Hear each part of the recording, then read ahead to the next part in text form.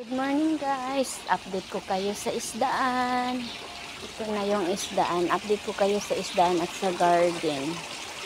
Ito na guys, ang laki-laki na nila.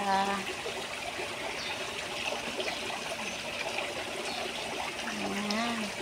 Ito yung natira na hindi namatay na. Ayan, ang laki nila guys.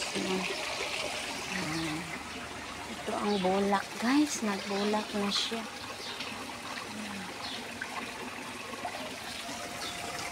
Taba. Yan, nagbulak na siya guys. So guys, ito na guys. Nagbulak na siya. Maganda siya guys. So, siya pink. Di ko alam yung parang ito violet to guys. Violet. Yan. Ito wala nang rose. Yan lang. Ito lang yung rose guys. So ito na guys. Yan, ang ganda ng bulak pag hindi siya na mamatay no. At ito yon ang kamatis, daming bulak. So yung papaya hindi nag-ano siya. Hindi. Sana maka-harvest kami ng kamatis guys no. Ito yung kamatis. Yan yung panglagay sa chai. Yan. So, ganito guys. Magtanim-tanim ng amo ko. Yung papaya niya guys. Hindi ito malaki. Nagtubo naman pero hindi gaano na kalaki yun. So, yan ang mga bulak. Yan, iba-iba yung bulak niya pag ano siya, makabulak siya. Dito tayo. Ito the best. Pink pala yung the next. Pink pa din. Pink pa din yung next bulak niya. Yan. So, yung dalawa shot. Sinundan ng pink. Yan. Siguro dito sa taas, hindi ko na alam anong mga bulak na to. Kasi, ano yan siya, may pink, may red, may violet.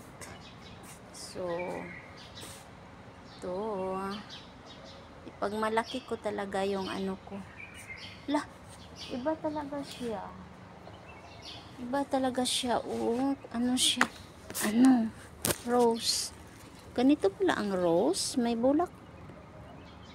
Hindi ko naintindihan tong rose na to. Parang may ano siya. Matigas. Ano siya guys, no? Ganun siya.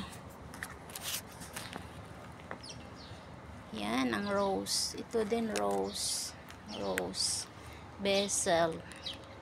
Basil yan. Kung sa atin sangig. At ito yan yung mga bago ditong update ko guys. Yung beetroot. Sana mag siya no. Para makakain tayo. Yan beetroot. Yan. Na-remember nyo ba guys yung namatay yung isda dito? Yan. Ang ulo nilibing namin dito. Dito din. Yung ulo niya. Malaki kaya. Hindi namin na tapon. Kasi nilibing. Yung orange hindi na to nagtubo. Hey, nagbunga din. Nagbulak din siya ay. Ang ganda. Hello, good morning Rose. Ang ganda tingnan, isa lang. Maganda siya.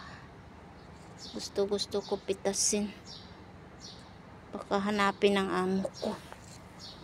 Ano kaya tong rose? Mabaho kaya siya? Humot siya. Humot. Ay.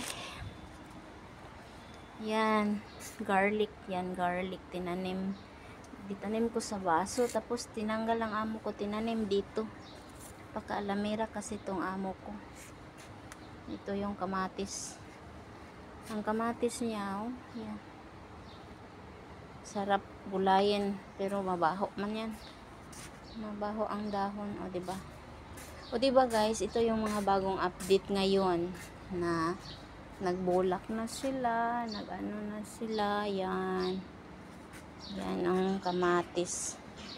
Nagtaba lang siya ng nagtaba, wala naman siyang bulak, hindi kagaya sa isa. So